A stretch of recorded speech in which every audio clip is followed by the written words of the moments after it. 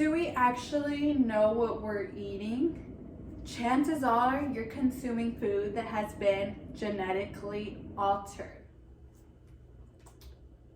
My proposal: Congress needs to enact labeling on food as well as do extensive research before putting out food to the public. McKay Jenkins, author of Food Fight, titled GMOs and the Future of American Diet, says most of the farmers got out about 100 years ago. 38 million people in the US, 50 accounted for farmers. We have today 300 million people. How many people account for farmers? Only 2%. How is this happening? I have researched this topic for 3 weeks now, and I'm a mother and I like to know what's going on in my children's food. Today, I'm gonna discuss what are GMOs, what does the opposition claim, what's the problem, as well as how we can combat this. First off, let's discuss what a GMO is. GMO stands for genetically modified organisms. What a GMO is anything living, its DNA has been altered unnaturally by technology. Is this a new concept? No. Humans have been doing this for thousands of years. Farmers have been doing this for crops. They would plant better seeds as well as selective breeding in animals. GMOs was initially meant to help farmers from crops being lost as well as controlling weeds. On May 14th, 1994, tomato was the first form of produce to allow for longer shelf life. Note that GMOs are not only in our food, they're in our vaccines, our clothes, such as cotton, and some forms of medications. If you take a look, here are the most common GMOs. It is soybeans, corn, sugar beets, canola oil, as well as cotton.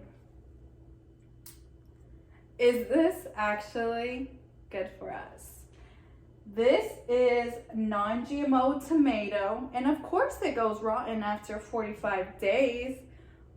But if you take a look here, it's been injected with the GMO, and for 45 days, it's perfectly fine to consume. Now that I've told you what a GMO is, let's discuss its supposed benefits.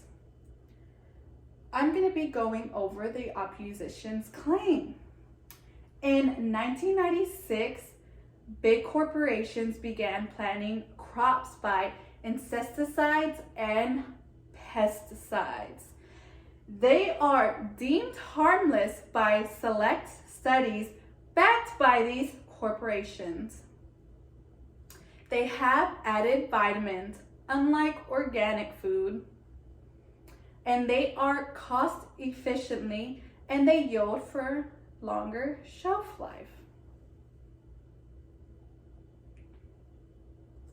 Now that I've told you the supposed benefits, let's discuss the harmful effects.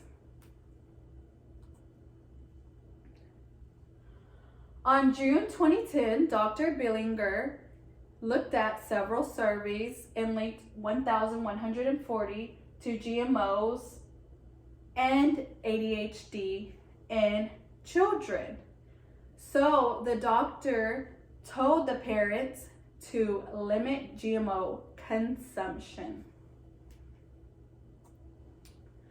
A website maintained by the Non-GMO Project. We're going to take a look at 2 studies. On September 2012, the famous Serenity study, they fed the rats GMO corn. As you see here, they had severe hormone-dependent mammary, hepatic, and kidney disturbances. If you look here are the tumors growing. In another study in June 2016, Judy Carmender and other researchers from the Institute of Health and Environmental Research, they fed GMO-fed soybeans as well as corn, and they had severe stomach inflammation at a rate of 2.6 times the normal limit of non-GMO fed pigs. Over here, it is non-GMO fed pigs and they have less inflammation. And then over here, they were fed GMOs and you could see severe inflammation.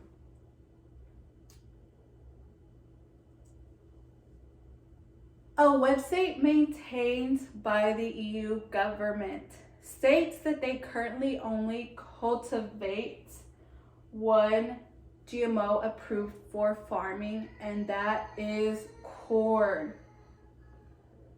So why are we allowing this to happen?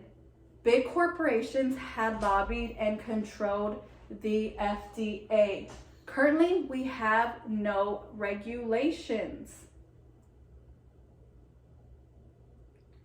Now that I've discussed the harmful effects, let's discuss how we can combat this. We need change, people. For our future generations, our grandchildren, our children, and of America.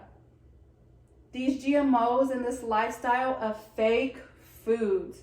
We need to stop the spread of diseases caused by GMOs. And it is our constitutional right to know what is going on in our bodies. As you take a look, here are the big 6 corporations. Congress must act now, and we must lobby Congress. Today, I discussed what GMOs are, what the opposition claims, what's the problem, and I'm going to tell you how we can combat this. We need to petition to regulate labeling as well as make sure they do further research on these food before they bring it out to people to consume. Talk to your local representative. Talk to people. It all begins with talking. Another thing you can do is visit justlabelit.org to get further information. Thank you for listening.